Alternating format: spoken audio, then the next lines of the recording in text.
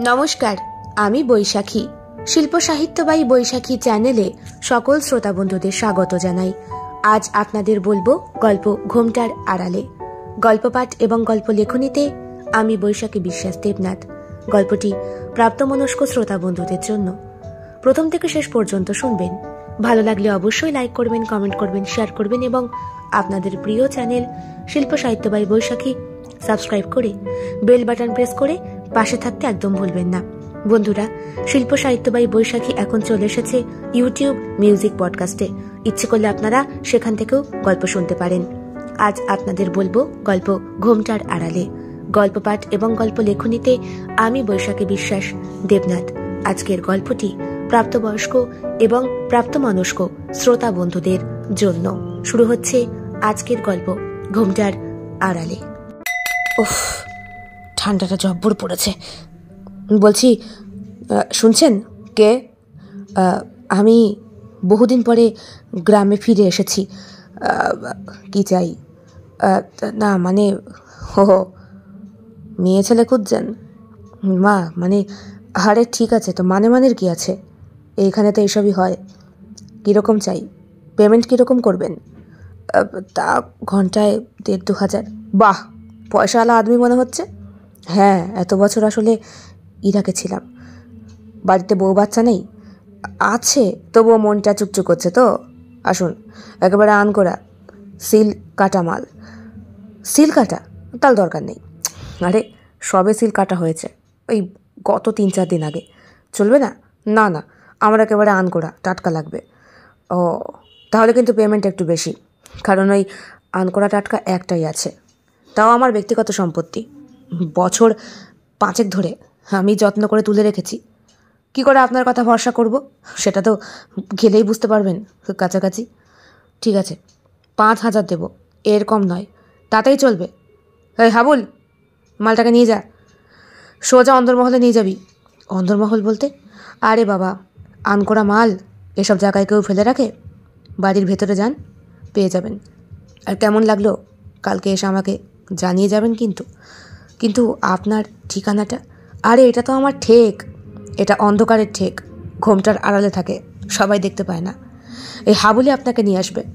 Payment এখানে করে যান, তবে কাজ সাদার আগে পেমেন্ট করবেন, না হলে পাখি ফুরত হয়ে গেলে আপনাকে ধরে পাবো নাকি? যান যান যান। আসুন এদিকে। লাগান লাগান লাগান লাগান, দিনে রাতে বিকেলে সকালে যখন খুশি লাগান। প্রত্যেক দিন লাগান, অন্তত 3 বার। দিনে না পারুন সপ্তাহে লাগান। সপ্তাহে যদি না ভালো লাগে মাসে লাগান। আরে বাবা, মাসে না হলে 6 মাসে একবার, 6 মাসে না হলেও বছরে একবার, তবুও লাগান লাগান লাগান লাগান। লাগাতে আপনাকে হবেই হবে। না লাগালে আপনিও বাঁচবেন না, আর আমরাও যে বাঁচব না। গাছ লাগান, প্রাণ বাঁচান। লাগান লাগান, সব সময় লাগান। বিশেষত যখন পাতা ঝরে নতুন ফুলের জোয়ার সৃষ্টি হবে, তখন বেশি করে লাগান। বাহ, বেশ ভালো লাগছে। অসভ্য গ্রামে আবার উন্নয়নের জোয়ার এলো নাকি? তা কেন আসবে না? তুমি জানো না? কি করে জানবো? কতদিন গ্রামের বাইরে ছিলাম বলো তো? ও, তুমি তো ইরান থেকে এলে। আমাদের গ্রামে নতুন নেতা এসেছে গো, সেই থেকে সব পরিবর্তন হয়ে গেছে। দেখছো না, ঘর হয়েছে, ওই দেখো স্কুটার হয়েছে, হাতে মোবাইল হয়েছে, এই দেখো বাড়ির পাশে টিউবওয়েল হয়েছে, শৌচাগার হয়েছে, এখন জল আনতেও কষ্ট হয় না, বিদ্যুৎ হয়েছে। তা সেই দেবতাটা কে শুনি? হ্যাঁ, আমাদের দাদা। আজকে তাকে দেখতেই তো যাচ্ছি। চলো চলো। তাই শুনেও ভালো লাগলো। চলো দেখি সেই দেবতার দর্শন করে আসি। আমাদের এই অসভ্য গ্রামে কে সভ্যতা আনলো? গ্রামে উন্নতি করার জন্যে রাজনীতিবিদদের সঙ্গে ওঠা বসা না করলে সেটা সম্ভব নয় রে অর্জুন। কেন সম্ভব নয়? আমার ডিগ্রি, অর্থ, মান, এগুলো দিয়ে কি আমি পারবো না এখানকার প্রজেক্ট কমপ্লিট করতে? তা পারবি না বাবা। তুই বহু বছর পরে এসেছিস তোর জ্যাঠার বাড়িতে। আনন্দ কর, খাওয়া দাওয়া কর, গ্রাম ভালো করে ঘোর ফের, তারপর ব্যাঙ্গালোরে ফিরে যা। এইখানে তোর ইচ্ছে কখনো পূর্ণ হবে না রে। এখানকার মেম্বাররা সেটা করতে দেবেন না। কিন্তু জ্যাঠা, এইভাবে জেঠিমা কত দূর সেই পুকুর থেকে জল নিয়ে আসে কলসি কাঁখে করে। জেঠিমা এমনি হার্টের পেশেন্ট, তুমি কি করে ওনাকে পাঠাও? তাছাড়া কি করব, এই গ্রামের তো এটাই নিয়ম, বাড়ির মহিলারাই যাবে জল আনতে। কোনো কাজের লোক এখানে অ্যালাউ নেই রে। খেটে খাওয়া মানুষগুলোর পরের বাড়ি গিয়ে কাজ করার মতো ফুরসত হয় না। এখানকার মেম্বারকে তো তুই চিনিস না। ওর বাড়িতে প্রায় 100-5 লোক রয়েছে ওর সারাদিনের কাজ করার জন্য। কয়জন থাকে ওই বাড়িতে যে 100-5 লোক দরকার পড়ে? কোন কাজ হয় না সেটা বল বাবা। দিনের বেলায় লোক দেখানি ভালো মানুষই কাজ, আর রাত্রেবেলা নিষিদ্ধ কাজ। মানে এই শব্দটার অর্থ তুই নিশ্চয়ই বুঝতে পারছিস। খানিকক্ষণ চুপ করে থাকে অর্জুন।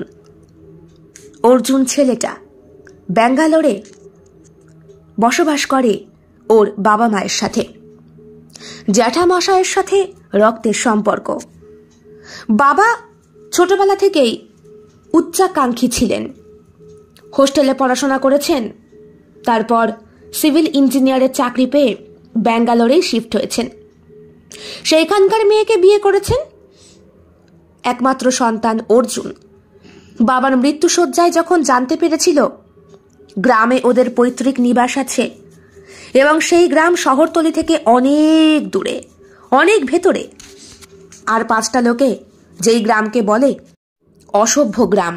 হ্যাঁ, নামটা শুনে প্রথমে অবাক হয়ে গিয়েছিল অর্জুন। তারপরে এই গ্রামের মানুষের অবস্থার কথা শুনে ওর বুকটা কেঁদে ওঠে। বাবার মতো ছেলেও সিভিল ইঞ্জিনিয়ার হয়েছে, অর্থশীল একজন তরুণ ছেলে। বৃহত্তর পরিবার না হলেও বাবা মা আর অর্জুনের সংসারটা ছিল সচ্ছল। পারিবারিক অর্থ আর সুখ শান্তি তার মধ্যেই ছোট থেকে বড় হয়েছে সে। কিন্তু ক্যান্সার ধরার পরে বাবার শেষ মৃত্যুশয্যায় যখন অর্জুন জানতে পেরেছিল আসলে ওর সূত্র, মানে ওর যে শিকড়, সেটা অনেক দুর্বল, তখনই মনটা হুহু করে কেঁদে ওঠে। মাকে নিয়ে সোজা চলে আসে এই অজ গ্রামে, অসভ্য গ্রামে। মা এখানে এসেই প্রথমেই মাটিকে আঁকড়ে ধরে কেঁদে নিয়েছিলেন। বিয়ের পর অনেকবার আসতে চেয়েছেন শ্বশুরবাড়ির এই এলাকায়, কিন্তু অর্জুনের বাবা কিছুতেই ওনাকে এইখানে নিয়ে আসেননি। বারবার বলেছেন ওইখানে গেলে নাকি কেরিয়ার নষ্ট হয়ে যাবে। পেশায় প্রবৃত্তি করতে পারলেও মন হয়তো শেকড়ের টানকে কখনো ভুলতে পারেনি। তাই মৃত্যুশয্যায় ছেলেকে আর কিছু না বলে এই গ্রাম এবং জ্যাঠামশাইয়ের কথা বলে যেতে ভুল করেননি তিনি। মানুষ সারা জীবন অর্থমান আর যশের পেছনে পেছনে দৌড়ায়। একটা সময় যখন কাছের মানুষ, ভালোবাসার মানুষ জীবন থেকে দূরে সরে যায়, যখন টাকা দিয়েও মৃত্যুকে জয় করা যায় না, তখনই বোধহয় অর্থ, মান আর যশের যে কোনো ভূমিকা নেই সেইটা মানুষ উপলব্ধি করতে পারে। বাসনা কেবল মনের মধ্যে হিংসা, দম্ভ, লোভ, ক্রোধ এগুলোকেই উজ্জীবিত করে রাখে। সত্যিকারের মানুষ হয়তো সমাজ সেবা আর নিজেকে বিলিয়ে দিতেই সব সময় গুণবানের মতো কাজ করেন। গ্রামে এসে কয়েকদিনের মধ্যেই অর্জুন আবিষ্কার করে এইখানকার প্রত্যেকটা মানুষের জল কষ্ট। জেঠিমাকে প্রথম দেখেই বুকের ভেতরটা কেমন যেন কেঁপে উঠেছিল।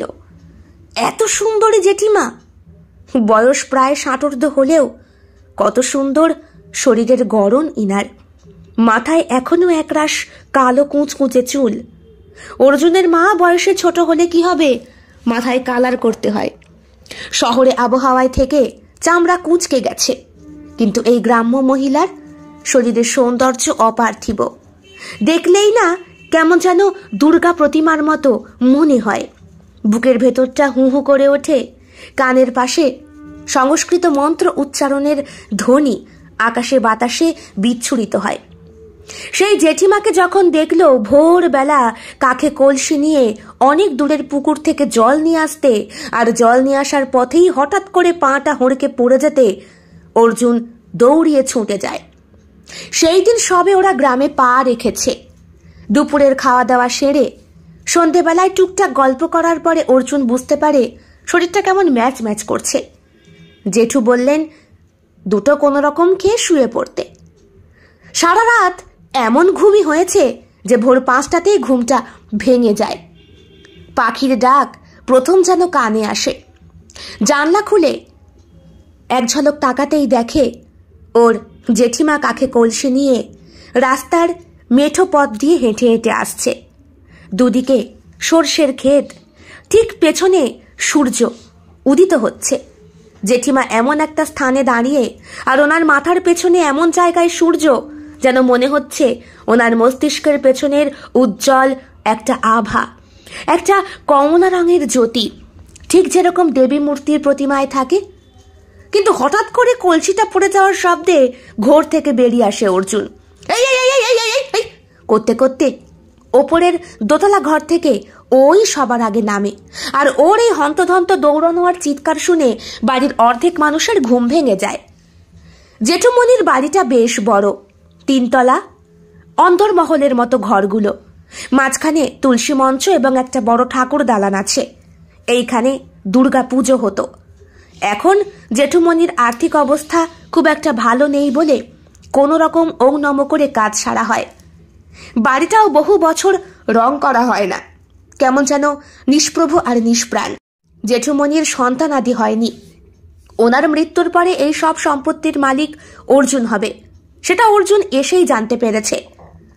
মা এত সুন্দর গল্প করছে জেঠুর সাথে আর জ্যাঠাইমার সাথে, দেখে বোঝাই যায় না শহরে এই মানুষটা একসময় একটি ইংলিশ স্কুলের হেড টিচার ছিল। আর রাগান্বিত সেই টিচারের ভয়ে সব শিশুরা থরথর করে কাঁপত। আবার এতটাই ভালো মানুষও ছিল, যখন রেগে গেলে একরকম কালিমা, আবার না রেগে যখন থাকেন তখন লক্ষ্মী প্রতিমা। একই রূপে কত রকম আধার। লেগেছে? তা একটু লেগেছে, কোমরটা বোধহয় ভেঙেই গেল। তুই এত ভোরে নেমে এলি কেন বাবা? তুমি এত ভোরে কোথায় গিয়েছিলে? আমি তো জল আনতে গিয়েছিলাম, ওই দেখ। অর্জুন তাকিয়ে দেখে জেঠিমা একা নয়, মাথার সামনে এক হাত ঘোমটা দিয়ে কাতারে কাতারে মেয়েরা পায়ে নুপুরের রিনিঝিনি বাজিয়ে কাঁখে কলসি নিয়ে হেঁটে হেঁটে চলেছে। 5 বছরের শিশু থেকে শুরু করে 16 বছরের যুবতী, এমনকি 80 বছরের বৃদ্ধা পর্যন্ত এইসব থেকে বাদ পড়েনি। এসবের মানে কি? এইখানকার গ্রামের নিয়ম। এখানে বাড়ির বউরা কলসি কাঁখে নিয়ে ভোরবেলা খাওয়ার জলটুকু আনতে যায়। নাইতে যখন যাবে তখন তো বেটা ছেলেরাও যাবে। নাওয়ার জল আবার আলাদা, কলের টিউবওয়েল আছে, তা টিউবওয়েলের জল খেলেই তো হতো। কিন্তু এই গ্রামের যে নীতি বাবা, তা এই গ্রামে এত তো উন্নতি হচ্ছে, চারিদিকে উন্নয়ন হচ্ছে, তা সেইখানে বুঝি উন্নয়নের জোয়ার এই গ্রামে এসে পৌঁছায়নি? আসতে বল, দেয়ালেরও কান আছে। এখানে দেয়াল কোথায়? সব তো ফাঁকা দেখি। ইস, খুব লেগেছে বোধহয়, ডাক্তার ডাকতে হবে। কোথায় ডাকবি? ডাক্তার তো রবিবারের আগে পাবি না। মানে? সপ্তাহে একটি ডাক্তার বসে, বৈদ্যদা, সে আস্তে আস্তে সেই রবিবার। তাই এর মাঝে যদি কারো অসুস্থ, কেউ শরীর খারাপে ভোগে, তখন তখন পঞ্চায়েত মেম্বারের বাড়ি গিয়ে যেতে হবে। ওনার বাড়িতে টুকটাক ওষুধ পাওয়া যায়, চড়া দামে কিনতে হবে। তোমরা যে কোথায় পড়ে আছো জেঠিমা, মাথায় ঢোকে না আমার। খুব হয়েছে বাবা, তুই আমাকে আস্তে আস্তে হাতটা ধরে একটু নিয়ে চল। মাগো, কোমরটা বোধহয় বেঁকেই গেল। হো দিদি, কি হয়েছে? আর বলো না ভাই, জল আনতে গিয়ে আমায় ডাকতে পারতে দিদি। তোমায় কি করে ডাকবো ভাই, তুমি তো গ্রামের বউই না। আমার মা বউ না? না তো বাবা, তোর মা তো এখানে জন্মায়নি পর্যন্ত, বিয়ে হয়েছে সেই ব্যাঙ্গালোরে, সেখানেই তোর জন্ম, তুই এত বড় হয়ে গেছিস। ঠাকুরপোটাও চলে গেল, তোর মার কিছুই তো এখানে কেউ দেখেনি, তাই বউ হিসাবে তো ওকে মর্যাদা দিতে পারবে না। তাহলে সম্পত্তি, জমি জামা এগুলোর কি হবে? সেইটা তো তোর জেঠু বহু বছর আগেই পঞ্চায়েত মেম্বারকে বলে রেখেছে, সব তোর নামেই হবে। তুই আমাদের দত্তক সন্তান, সবাই তাই জানে। শহরে পড়াশোনা করতে গিয়েছিলি, না হলে যে এসব দেওয়া যাবে না বাবা। অর্জুন চুপ করে থাকে। এখানকার মানুষগুলোর কি স্বাভাবিক সেন্স নেই? ঠিক আছে, তুমি রেস্ট নাও, আমি দেখছি আমার ব্যাগে মলম টলম কিছু আছে নাকি। কিচ্ছু দিতে হবে না, ওই চুন আর হলুদ গরম করলেই ঠিক হয়ে যাবে। সব কিছুতে চুন আর হলুদ চলে না জ্যাঠা, এখন যুগ অন্য। যেটা বলছি সেটা করো, যাও ঘরে যাও। জ্যাঠার মুখে মুখে কথা বলতে একদম ভালো লাগে না অর্জুনের। এই মানুষটাকে দেখলেই শিক্ষিত আর মার্জিত বলে মনে হয়। শরীরে যেন একটা আভা ছড়াচ্ছে। মানুষটা যেমন লম্বা তেমনই স্বাস্থ্য আর তেমনই সুন্দর। জেঠিমা আর জেঠু দুইজনেই যেন হর পার্বতীর জোড়া, সামনে দাঁড়িয়ে থাকা জ্যান্ত প্রতিমা। সেই দিনই অর্জুন জেঠুর বাড়িতে কাজ করা একজন বয়স্ক ব্যক্তিকে জিজ্ঞাসা করে বসে, আচ্ছা, এইখানে কোনো উন্নতি হয়নি? উন্নতি কে করবে? যা টাকা আসে সরকার থেকে সবই তো এখানকার লোকে মেরে খেয়ে নেয়। তা তোমরা কোনো প্রতিবাদ করো না? কে প্রতিবাদ করবে বাবা? সবাই এক, আমরা সবাই ভাই ভাই। কেউ কারো মুখের ওপরে কথা বলতে পারবে না। কথা বললেই যে জানে খতম হয়ে যাবে। যা, তা হয় নাকি? আমাদের তো একটা অধিকার আছে।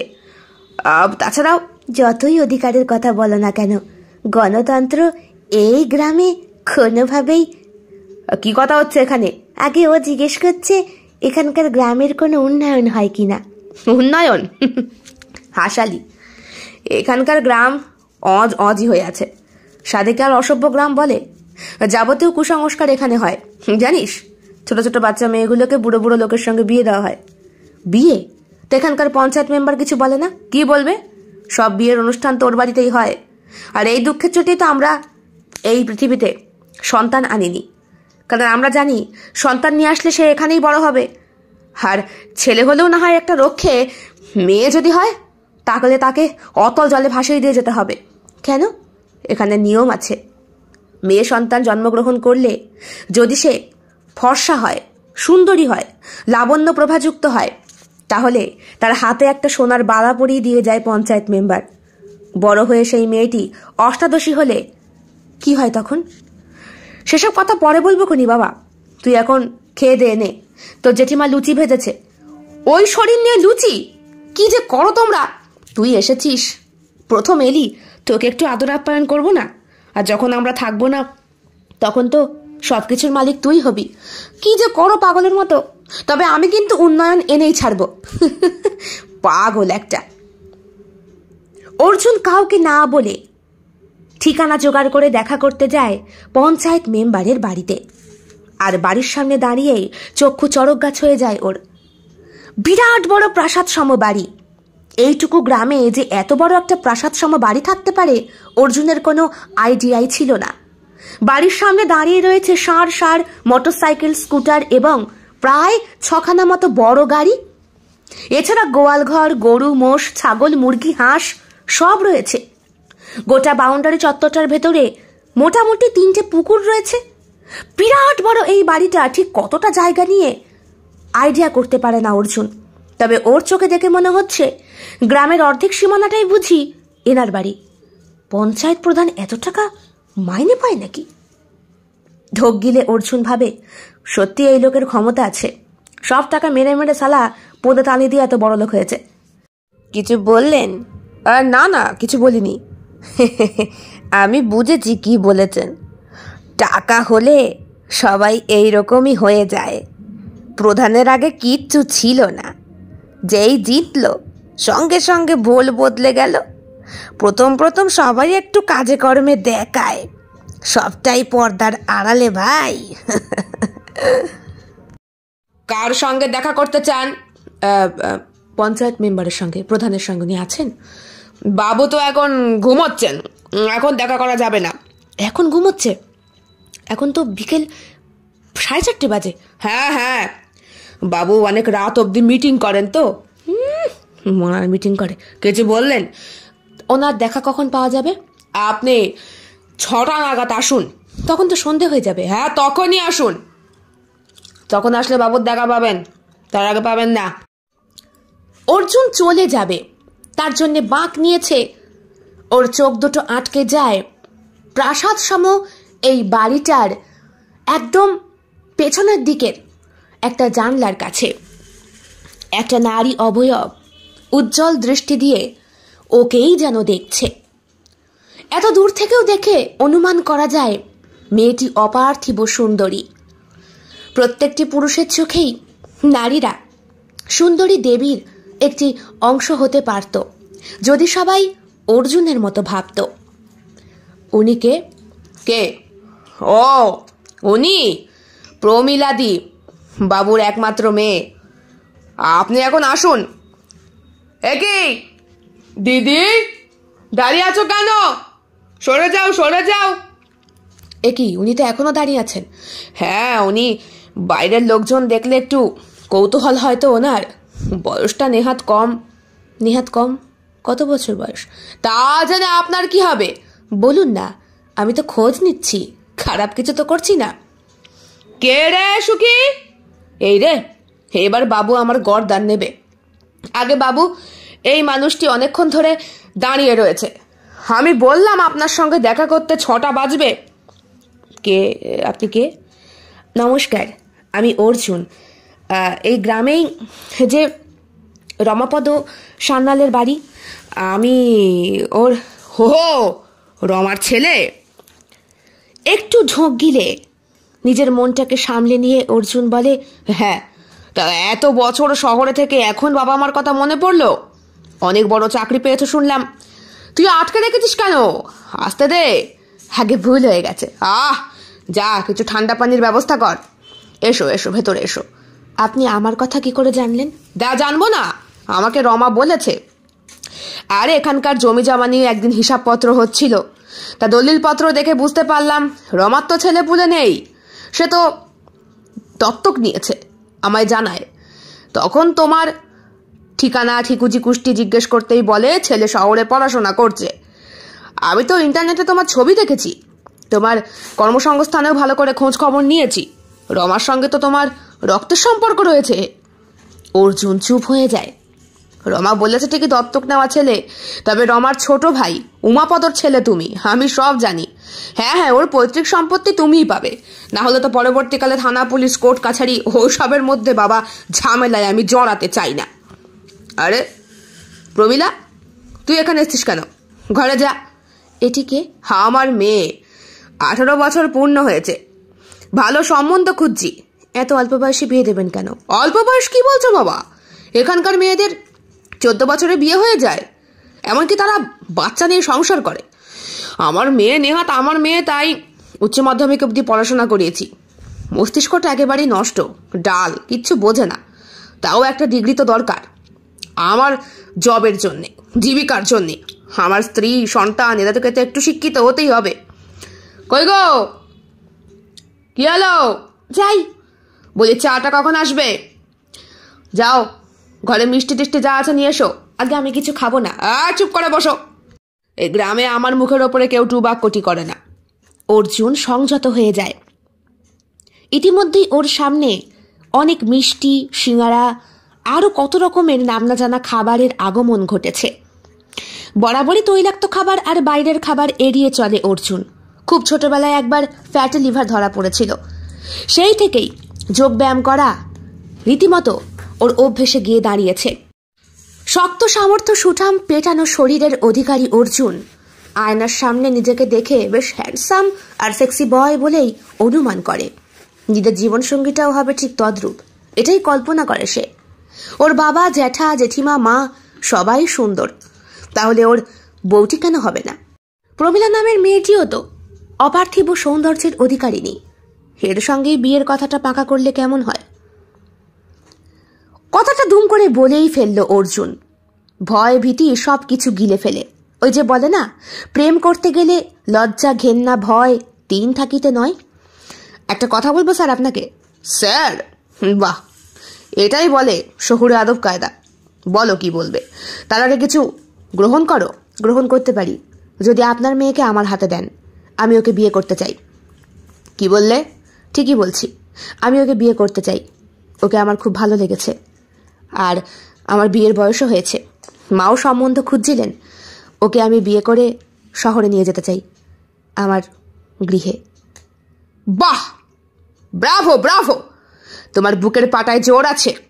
ঠিক আছে, আমি রমাপদর সাথে খুব শিগগিরই কথা বলছি, নিয়তা পাঠাচ্ছি আমি। বেশি দিন ওয়েট করতে হয়নি। 2 দিন পরই রমাপদর বাড়ি এসে হাজির পঞ্চায়েত প্রধান নিজে। সঙ্গে এনেছেন প্রচুর উপহার সামগ্রী। বিয়ের প্রস্তাব জানার পর থেকেই অর্জুনের মার মুখটা ভার। জেঠিমা মরি মরি চিন্তায়, রান্না খাওয়া সব যেন শিখে উঠেছে। রমাপদ নিজেও বেশ খানিকটা চিন্তিত, কেন এরকম বেয়াক্কেলে সিদ্ধান্ত নিল ছেলেটা। মেয়েটার সম্পর্কে ভালো খোঁজ খবর নিল না, শুধু চোখের দেখাতে। রমাপদবাবু শুনেছেন শহরে এখন তাড়ায় তাড়ায় মাসখানেকের মধ্যেই ডিভোর্স হয়। ভালোবাসা নামক বস্তুটি এখন মানুষের ভেতর থেকে উধাও হয়ে গেছে। একটা সময় আমাদের মা ঠাকুমাদের আমলে প্রেম ছিল, একে অপরের প্রতি ভালোবাসা ছিল, একে অপরের প্রতি বিশ্বাস সহানুভূতি এগুলো ছিল। আর এখন তো প্রেম শব্দটার আগে আসে আকর্ষণ, আকর্ষণ মোহ। এটাই যেন ইয়াং জেনারেশন ভালোবাসা ভেবে ভুল করে ফেলে। বিয়ের পরে 2 দিনের বিছানাতেই যখন আকর্ষণটা ফুরিয়ে যায়, তখন প্রেমটাও ফুরিয়ে যায়, আর ডিভোর্সের পাঠ তখনই চলে আসে। যেই প্রেম দীর্ঘস্থায়ী সেই প্রেম শরীরে হয় না, মনে হয়। এই সিদ্ধান্ত আমি খুশি হইনি বাবা। কি যে বলছো জ্যাঠা, মেয়েটা কত সুন্দর, সে প্রমীলা সুন্দরী সবাই জানে, কিন্তু ওর সম্পর্কে ভালো করে না জেনে না শুনে। কেন, ওর কি মস্তিষ্কে কোনো ডিফেক্ট আছে? আমরা তো তাই শুনেছিলাম। ও কোনোদিন স্কুলে পড়াশোনা করেনি, যা করেছে গৃহশিক্ষকের মাধ্যমে। ছোট থেকেই নাকি মস্তিষ্কে একটু ব্যায়ামও আছে। মেয়েটা কেমন অন্যমনস্ক থাকে সবসময়। বাবা আর মাকে, মায়ের থেকে বাবাকে জমের মতো বেশি ভয় পায়। বাবার সামনে তো আসেই না। এমনিতেই ওই মেম্বারকে সবাই ভয় পায় জমের মতো। তার সামনে তুই কেন যে এরম একটা প্রস্তাব রাখলি, রেখেছি তারও তো অনেক কারণ আছে জ্যাঠা। সময় আসুক, ঠিক বুঝতে পারবে। 4 হাত এক হয়ে গেল মাত্র দিন 15 মধ্যে। পুরোহিত তাকে ডেকে এনে জোর জবরদস্তি ওই প্রাসাদসম বাড়িতেই বিয়ের অ্যারেঞ্জমেন্ট হয়ে যায়। ফুলসজ্জার রাতে নববধূর বেশে বসে রয়েছে প্রমীলা। সিঁদুর পরার পরে মেয়েদের মুখের অবয়বটাই যেন বদলে যায়। প্রমীলার ক্ষেত্রেও ঠিক তাই হয়েছে। অপূর্ব সুন্দরী স্ত্রীকে নিয়ে ছবি তুলে আপলোড করেছে নিজে অর্জুন। মাও মেনে নিয়েছেন, যেখানে ছেলে সুখী সেখানে মাও সুখী। কিছুটা দাঁতে দাঁত চেপে হলেও মানতে হয়েছে রমাপদবাবু এবং তার স্ত্রীকে। ফুলসজ্জার দিন সকল আত্মীয় স্বজনরা বাড়ি চলে গেলে ঘরে এসে ঢোকে অর্জুন।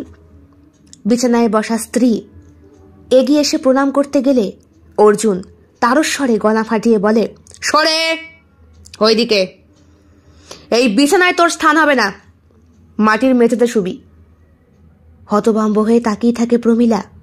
ভয়ের চোটে কাঁপতে থাকে ওর শরীরটা। বললাম না মাটির মেঝেতে শুবি, বিছানায় আমি শোবো। আর শোন, ঘুমানোর আগে আমার পা টিপে দিবি। তুই আজকে থেকে আমার সেবা দাসী। কি তুই আমার? বল কি? সেবা দাসী? হ্যাঁ, ঠিক এইরকম গলাতেই আমার সাথে কথা বলবি। আমার যখন ইচ্ছা হবে তখন তোকে ভোগ করব, এখন আমার মুড নেই। যা, চল। বলে পায়ে লাথি তুলতে গেলে ভয়ের চোটে ঘরের একদম কোনায় ঠেসে দাঁড়িয়ে থাকে প্রমীলা। ওর হৃৎপিণ্ডের ধুকপুকানি শব্দ যেন অর্জুনের কানে আসছে। চুপচাপ বিছানায় শুয়ে পড়ে অর্জুন। একটা বালিশ আর একটা বিছানার চাদর নামিয়ে রাখে প্রমীলার উদ্দেশ্যে। প্রমীলা ঝরঝর করে কাঁদছে, অবুঝ বাচ্চার মতো। বিছানায় শোয়নি সে, মাটির মেঝেতেই কুঁকড়ি দিয়ে বসে বসেই গোটা নিশি যাপন হয় তার। সকালবেলা ওঠার পরই অনেক বান্ধবীরা আসে। সবাই গ্রামের ছোট ছোট বাচ্চা মেয়ে, বিবাহিতা, কেউ আবার পোয়াতি, কারো কোলে আবার ছোট্ট নাক দিয়ে পোঁটা পড়া শিশু।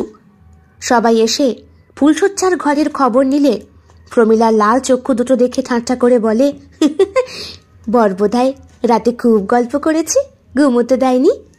প্রমীলা কোনো কথা বলে না। অর্জুন ঘরে উপস্থিত নেই, তবে এক রাত্রি যাপনে সে বুঝতে পেরেছে প্রমীলা ধমক খুব ভয় পায়। প্রমীলা পুরুষ জাতিটাকে ভীষণ ভয় পায়। প্রথম অর্জুন যখন ফুলশয্যার ঘরে ওর কাছে আসে তখনই প্রমীলার হাত পা কাঁপতে শুরু করেছিল। সিঁদুর দানের সময় অর্জুন টের পেয়েছিল প্রমীলার হাত দুটো জলের মতো ঠান্ডা। 7 পাক ঘোরার সময় যখন আঙুলে আঙুল স্পর্শ হয়েছিল তখনও মেয়েটা কেমন যেন কাঠ। মস্তিষ্কের দিক থেকে কোনো পাগল নয়, সে সম্পূর্ণ সুস্থ একটি মানবী, কিন্তু সে ভয় পায় তার বাবাকে। আর ছোটবেলা থেকে বাবাকে ভয় পেয়ে পেয়েই সে নিজেও একটা পাথরের প্রতিমায় পরিণত হয়েছে, যার কোনো অনুভূতি নেই, যে শুধুমাত্র আদেশে চলে। কোণে বিদায় করার সময় প্রমীলার মা খুব কান্নাকাটি করছিল। এই প্রথম শাশুড়িকে দেখতে পায় অর্জুন, ঠিক জেঠিমার মতোই সুন্দরী একটি মহিলা। গ্রামের প্রত্যেকটা মেয়ে অপার্থিব সুন্দরী। মাঝে মাঝে তো অর্জুনের মনে হয় এই জমিদারটা সবাইকে একসঙ্গে ভোগ করে না তো। শহরে যাওয়ার কথা যখন ওঠে তখন অর্জুন বলে, হ্যাঁ আমি তো শহরে যাব, আমার কাজ রয়েছে। জেঠু, মা এখানেই থাক তোমাদের কাছে, আর তোর বউ সে তো বাপের বাড়ি যাবে। সব কি বলছিস? বিয়ে করে আনলি, অষ্টমঙ্গলায় মেয়েটা গেল, তুই তো গিয়ে নিয়ে আসবি। কে নিয়ে আসবে? জমিদারের মেয়ে, মানে বলতে গেলে পঞ্চায়েত প্রধান তো এখানকার জমিদার, উনি ওনার মেয়েকে পুষে রাখুক। আমার যা হওয়ার হয়ে গেছে, এবার আমি শহরে যাব। তাছাড়া শহরে প্রিয়াঙ্কা রয়েছে। প্রিয়াঙ্কা? হ্যাঁ, তার সঙ্গে আমি লিভ ইন সম্পর্কে রয়েছে আজ 5 বছর। ওকে ছেড়ে আমি এই গেও মেয়েটার সঙ্গে থাকতে পারবো না। তাহলে বিয়ে কেন করেছিলি? এমনি তোমাদের জমিদারকে সায়স্তা করার জন্য। এগুলো কি বলছিস তুই বাবা? আমার মাথায় কিচ্ছু ঢুকছে না।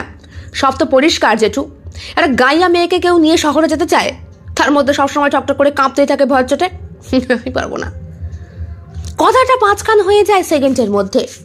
নিজে এসে হাজির হয় পঞ্চায়েত প্রধান, বাড়িতে মিটিং বসে। আজ পঞ্চায়েত প্রধানের মুখটা সেই রাগান্বিত নেই, চুপচাপ নিরীহ প্রাণীর মতো অর্জুনের দিকে চেয়ে, যেন যা সিদ্ধান্ত নেবে অর্জুন নিজে নেবে। আমাকে এইভাবে অপমান অপদস্থ করো না বাবা, আমি গ্রামে কাউকে মুখ দেখাতে পারছি না। আমার ওপর ডিপার্টমেন্টের অফিসাররা হাসছে, বলছে খোঁজ খবর নিয়ে বিয়ে দিলে তাও নয় একটা ব্যাপার ছিল, তুমি তো বিনা খোঁজ খবরেই বিয়ে দিয়ে দিয়েছো একমাত্র মেয়েটাকে। ছেলে থাকে ব্যাঙ্গালোর, তুমি ওর খোঁজ কি করে নেবে? আমি বুঝতে পারছি না বাবা, আমি ঠিক সিদ্ধান্ত নিয়েছি কিনা। আমার সিদ্ধান্তে এই গ্রামের পাখি পশুরা রাস্তা দিয়ে হাঁটা চলা করে, আমার সিদ্ধান্তেই গ্রামের উন্নয়ন হয়। আমি ছাড়া কেউ সিদ্ধান্ত নেয় না। আমি যেরকম চাই ঠিক সেরকমই সবাই করে, সবাই। আর আমি এই আধিপত্য আজীবন রাখতে চাই। তুমি এইভাবে আমার মেয়েটাকে পথে ভাসিয়ে দিও না। কেন? আপনার তো অধিকার আছে, আপনার মেয়েকে আপনি রাখুন, আপনি তো প্রধান, আপনি যা সিদ্ধান্ত নেবেন সেটাই করতে হবে। দেখুন না, বয়স্ক বয়স্ক মহিলাগুলো কাকে কলসি নিয়ে জল আনতে যায়। আমার চোখে দেখা অনেকগুলো গ্রাম যেগুলো এরকমই অজ হয়ে আছে, কিন্তু এরকম অসভ্য নেই। সেখানে জল সরবরাহ ব্যবস্থা হয়েছে, সেখানে প্রত্যেক বাড়ি বাড়ি টিউবওয়েল আছে, কুয়ো আছে, বিদ্যুতের পরিষেবা আছে, কিন্তু আপনার গ্রামে এখনো পর্যন্ত সেগুলো এসে পৌঁছায়নি। এদিকে সরকার থেকে কিন্তু টাকা পাঠায় না তা নয়, সরকার টাকা পাঠায়, সেগুলো নিজেদের মধ্যে ভাগ বাটোয়ারা করে খেয়ে নেন। এই যে আপনার এত বড় বাড়ি, আমি যদি পুলিশের আধিকারিক হতাম না, সেরকম মানে উচ্চমানের কোনো অফিসার, তাহলে আপনার বাড়িতে রেড আমি করতামই। আর করলে যে কত কোটি টাকা পাওয়া যেত, আর সেই টাকায় যে গ্রামের কত উন্নয়ন হতো, তাতে তো বাদই দিলাম। আপনার মেয়েকে বিয়ে করেছি এই জন্যই, আপনার বুকে চুনকালিটা ভালো করে মাখানোর জন্য। আপনার মেয়েকে আমি এঁটো করে দিয়েছি, এবার এই মেয়েকে কোথায় নিয়ে যাবেন আপনিই বুঝুন। আমার শর্ত আছে, এই গ্রামে আগে উন্নয়ন করবেন, তবে আপনার মেয়েকে নিয়ে আমি ব্যাঙ্গালোর যাব, নচেত প্রমীলা এখানেই থাকবে আর আপনার বাড়িতেই থাকবে। ফেসবুকে ইনস্টাগ্রামে আমি এমন করে আমাদের ছবি শেয়ার করেছি, আপনার মেয়েকে কেউ ঘরে তো তুলবেই না, উপরন্তু ওর চরিত্রে কালিমা দেবে। তার সঙ্গে সঙ্গে আপনার এই যে কাজ কর্ম, এই অশুভ গ্রামের নামটাও ছড়িয়ে পড়বে, এরপরে মিডিয়া হবে, তারপর তো সংবাদ মাধ্যম, পত্রিকা, পুলিশ, কমিশনার সবাই এসে যখন ভিড় করবে, আর আপনার উচ্চপদের পার্টির নেতারা সবাই তো আপনার মতো খারাপ নয়, অসভ্য নয়, তারা যখন আসবে তখন আপনি তাদের কি উত্তর দেবেন আপনিই জানেন। চুপ করে বসে রয়েছেন পঞ্চায়েত প্রধান। না, অনুশোচনার এতটুকু বিন্দু মাত্র ওনার চোখে উজ্জ্বল হয়ে ওঠেনি। দাঁতে দাঁত পিষে উনি বললেন, তুমি এই প্ল্যান করেই বুঝি? অ্যাবসলিউটলি, এই প্ল্যান করেই আমি এসেছিলাম। আসার সময় আমি বুঝতে পারিনি এইভাবে যে আমার প্ল্যানটা সাকসেসফুল হবে, তবে থ্যাঙ্কস টু প্রমিলা। মানে প্রমিলা আমি এই গ্রামে আসার অনেকদিন আগে আমার সঙ্গে ফেসবুকে চ্যাটিং করে আলাপ করেছিল। আপনি ভুলে গিয়েছিলেন আপনার মেয়ে যে আধুনিকা, আর সরকারের তরফ থেকে একটা করে মোবাইল এখন দেওয়া হচ্ছে প্রত্যেকটা টিনেজারদের। আপনার মেয়ের হাতেও সেই মোবাইল চলে এসেছে, এমনকি নেট খরচটা পর্যন্ত এখন সরকার থেকে দেয়। বুঝতে পারছেন এখনকার অদ্ভুত প্রকল্প সব, যাতে ইয়ং জেনারেশন ওকেই ভোট দেয়। সবটাই আসলে ব্যবসা, বুঝলেন? এটাও এখন ব্যবসা। তার মাধ্যমেই তো আলাপ হলো। ও জানালো ও বেটা ছেলেদের খুব ভয় করে, পুরুষদের ভয় পায়। ওর বাবার স্বভাবের জন্য আমার সঙ্গে মেসেঞ্জারে সারা রাত কথা হয়েছে। তারপর যখন আমার বাবা বলতো যে আমার বাবার মৃত্যুশয্যায় ওই গ্রামেই নাকি আমার শেকড় রয়েছে, চলে এলাম ছুটতে ছুটতে। তবে প্রমিলাকে যে এত সহজে পেয়ে যাব বুঝতে পারিনি। ও যে পঞ্চায়েত প্রধানের মেয়ে এই কথাটা আমাকে ও জানায়নি। প্রথম যেদিন আপনার ঘরে বসলাম, ও আমাকে চোখের ইশারায় বলতে এসেছিল যেন আমি মোবাইলের কথাটা না বলি, কিন্তু না বলেই সবটা আমি করে ফেললাম। প্রমিলার দিকে গট গট করে তাকিয়ে রয়েছেন পঞ্চায়েত প্রধান। তুই এগুলো করেছিস? প্রমিলা মাথা নিচু করে নোকে নোক টিপছে। বল। গলা নামিয়ে কথা বলবেন। ও এখন আমার বিবাহিতা স্ত্রী। ওর ওপরে কোনো রকম নির্যাতন কিন্তু আমি সহ্য করব না। এই মুহূর্তে যদি আমি পুলিশ কমিশনারকে একটা ফোন করি না, আপনার এই রাম রাজত্ব এক্ষুনি কিন্তু লুটপাট হয়ে যাবে। ঠিক আছে ঠিক আছে, আমিও দেখে নেব। কি দেখবেন? 7 দিন সময় দিন আমাকে। 7 দিন, তার মধ্যেই আপনার সম্পূর্ণ প্রাসাদ উচ্ছেদ হবে। যা খবর দেওয়ার আমি করে ফেলেছি। মাসখানেক পরে নির্বাচন হয়, জরুরি নির্বাচন, আর সেখানে জিতে যায় অর্জুন। অর্জুনের প্ল্যান সাকসেসফুল হয়েছে। গ্রামে উন্নয়নের সত্যি সত্যিই জোয়ার এসেছে। গ্রামের বুড়ো মা বোনেরা ওর দিকে তাকিয়ে ওকে আশীর্বাদ করছে। আনন্দে বুকটা ভরে যাচ্ছে অর্জুনের মায়ের। আজকে যদি উমাপদ জীবিত থাকতো তাহলে নিজের প্রতি ওর অনেক গর্ব হতো। সন্তান জন্ম দেওয়া, লালন পালন করা এবং সঠিক সংস্কার ও দিতে পেরেছে। যুবক যুবতীদের মধ্যে প্রভাবশালী নেতা এখন অর্জুন। সমাজ মাধ্যম পরিবর্তনের জন্যে জনগণ ওকে মাথায় তুলে রেখেছে। ভবিষ্যতে ওর বংশ হবে একটি সশক্ত রাজনীতিবিদ। একজন তরুণ নেতা পারেন না এমন কোনো কাজ নেই, তবে ক্ষমতার অপব্যবহারই করে সবাই, সঠিক প্রয়োগ করে কজন। যদি তরুণ নেতারা সবাই এগিয়ে আসেন তাহলে প্রত্যেকটা গরিব মানুষের মুখেই হাসি ফুটবে, সবাই উন্নয়নের জোয়ারে ভাসবে, সত্যি সত্যিই পরিবর্তন আসবে, আর প্রত্যেকটা গ্রাম আরো সুন্দর হয়ে উঠবে। কোন ভাবের জগতে চলে গেলে গো? বলি, কালকে অত রাতে বাড়ি কেন ফিরলে না? তোমাকে কে বলেছিল অতিথিশালায় রাত কাটাতে? ঢোক গিলে প্রতাপ বলে, অতিথিশালায় মানে ওয়েটিং রুমেই তো ছিলাম। সেটাই তো বলছি, বাড়ি চলে এলেই পারতে। কত রাত হয়ে গেল, আমি তোমার জন্য খাবার নিয়ে বসেছিলাম। ভোরবেলা ঘুম ভাঙতেই দেখি তুমি তখনও এসে পৌঁছাওনি। এই দেখো চলে এসেছি। ইনি আমাদের প্রধান, আর ওই যে পাশে বসে রয়েছে ওনার অর্ধাঙ্গিনী প্রমিলা, লক্ষ্মীমন্ত মেয়ে। এত বছর বিয়ে হয়েছে, লোকের কানাঘুষো শুনি এখনও নাকি বরকে জমের মতো ভয় পায়। কেন পাবে না বলো তো? ছোটবেলায় আমাদের সেই প্রধানটাকে মানে ওর বাপটাকে এত ভয় পেত, বরকেও এমনই ভয় পায় যে স্বামী স্ত্রীর এখনো কোনো সম্পর্কই তৈরি হয়নি বলে। মাঝে মাঝে আমরা আসি তো টিপ্পনি কাটি। ইনি তোমাদের মানে ইনি প্রধান? আর এটা? হ্যাঁ, সুন্দরী না লক্ষ্মী প্রতিমা? ঢোক গিলে তাকিয়ে থাকে প্রতাপ। সত্যিই লক্ষ্মী প্রতিমা। এক হাত ঘোমটার আড়ালে যেই অবয়বটি ফুটে উঠেছে সেটি আর কেউ নয়, গত রাতে যার নিশীথ যাপন করেছে প্রতাপ। সিল ভাঙা নিয়ে যে কথাবার্তা হচ্ছিল এই নারীটিকে কেন্দ্র করেই হয়েছিল। বাহ, এত ভালো একজন প্রতিনিধি, এত ভালো একজন মেম্বার, এত ভালো যার কাজ উন্নয়ন, তারও বুঝি ঘোমটা থাকে? যার আড়ালে লুকিয়ে থাকে চরমতম সত্যতা। কেমন লেগেছে আজকের নিবেদন? কমেন্ট বক্সে কমেন্ট করতে কেউ ভুলবেন না। আর ভালো লেগে থাকলে অবশ্যই লাইক করবেন, শেয়ার করবেন এবং আপনাদের প্রিয় চ্যানেল শিল্প সাহিত্য বাই বৈশাখী সাবস্ক্রাইব করে অবশ্যই পাশে থাকবেন। দেখা হবে অন্য আরো একটি ভিন্ন স্বাদের গল্পের সঙ্গে খুব শিগগিরই। বন্ধুরা, বেল বাটন প্রেস করতে কিন্তু একদম ভুলবেন না, নতুন গল্পের নোটিফিকেশন চট জলদি পেয়ে যাবার জন্যে। দেখা হবে খুব শিগগিরই আরো নতুন একটি ভিন্ন স্বাদের গল্পের সঙ্গে। সবাই খুব ভালো থাকবেন, সুস্থ থাকবেন এবং শরীরের যত্ন নেবেন। বিদায়।